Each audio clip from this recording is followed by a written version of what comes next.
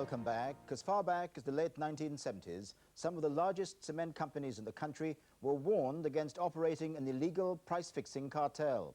Today, 8 of them, including Tarmac, Redland and Tilcon, were fined more than £8 million for blatant contempt and for trying to fix the price of concrete. ITN's Hywel Jones reports. Cartels, not competition, fixed the price of British concrete in the 70s and through the building boom of the 80s. Salesmen often met in pubs to compare notes on prices, defying court orders which had banned the cosy cartels. Today, 8 concrete companies finally paid the price, more than £8 million in fines.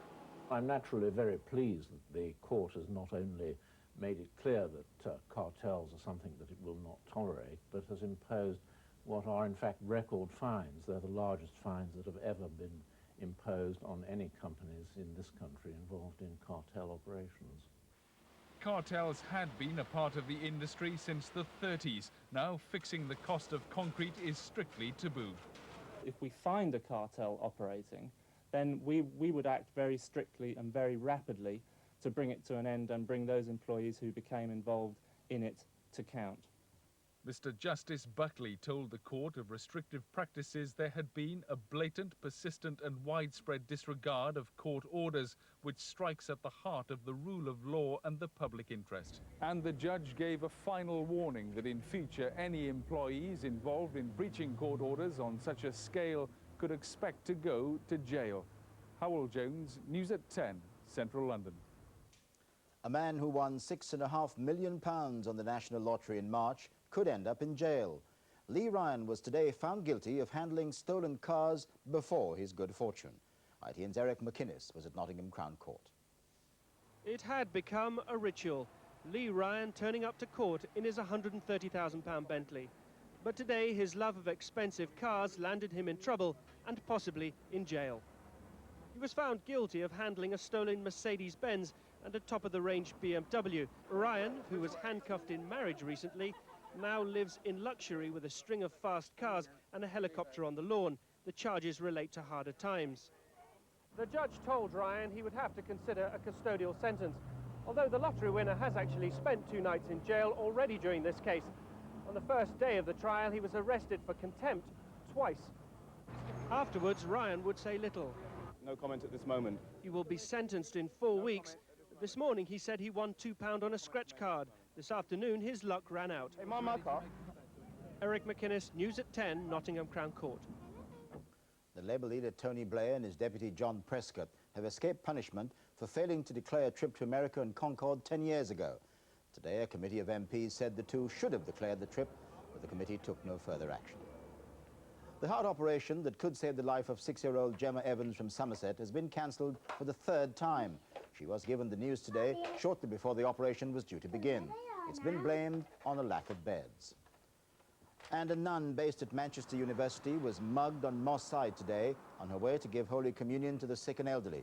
Sister Frances Jacobs, who is 64, lost her handbag and £40.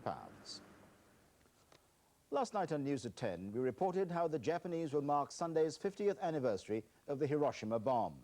That bomb and the one dropped on Nagasaki are thought to have forced Japan's surrender and ended the Second World War. For tonight's special report, we examine the American view and the widely differing opinions on the appalling damage wreaked by the American bomber, the Enola Gay. Jonathan Monroe reports from Washington. We just knew it was going to be a big explosion. They asked for it, they got it, maybe should have got more. I do not condone it. When you have the weapon that'll win the war, you'd be foolish if you didn't use it. It was the greatest act of war designed to end the war. Bombing Hiroshima and Nagasaki had that effect, but many Americans are now questioning whether the ends justified the means. To the man who piloted Enola Gay, those who question are revisionists, trying to rewrite history and ignore the atrocities of the Japanese. We saw this cloud of boiling dust and debris below us with this tremendous mushroom on top. I think it was absolutely justified. There's no question about it, because despite what the revisionists claim and all of that, there was no sign to the people out there fighting that war that the Japanese were about to quit, and people were getting killed every day. The mission of Enola Gay may forever be controversial, But what is undeniable is that the dropping of its payload bought for the United States unparalleled power in the post-war era. That power was born here, the atomic test site in New Mexico. Now, under the uneasy eye of today's military, it's a gathering place for those who cannot accept that America did the right thing. They take their protest, too, to the Enola Gay itself. Women massacred! We remember! Remembering, too, at the Pentagon, protests led there by the star of Apocalypse Now. To offer an apology to the Japanese people for the horrible bombings at Hiroshima and Nagasaki. For some here, at least, this is an anniversary of apologies, arrests, and arguments.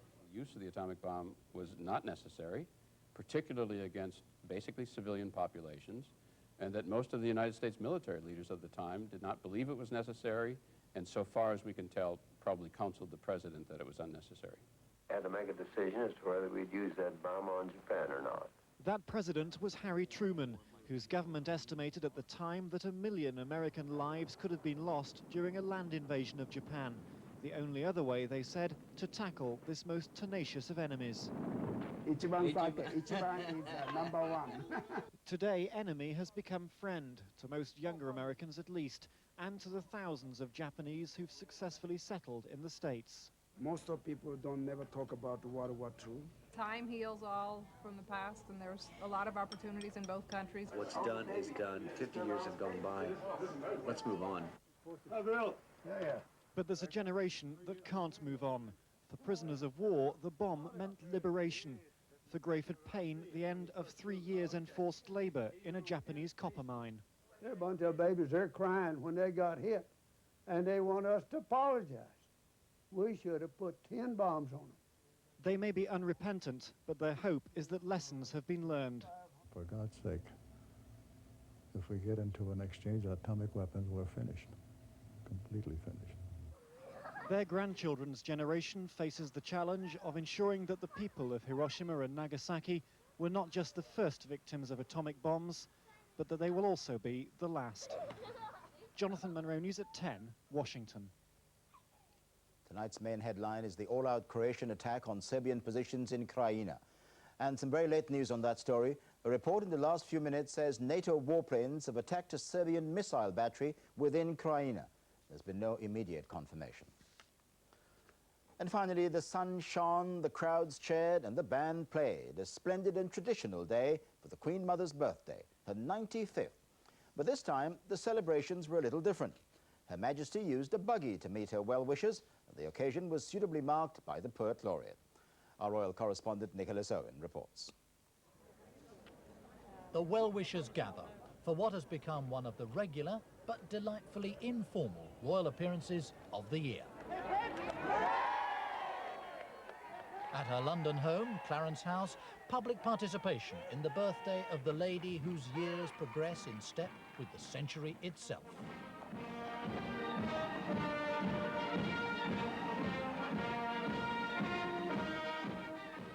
"95 she may be, her health not what it was, especially only a couple of weeks after an eye operation, but the Queen Mother joined in with enthusiasm. In Hyde Park, a 41-gun salute. A more subdued commemoration was a poem written for the occasion by Ted Hughes, the Poet Laureate, likening the Queen Mother to a venerable oak. The rings of age in the heartwood, as the years in your face, carry the strength of the oak tree and the strength's grace." Well, her view of Hughes's work isn't known.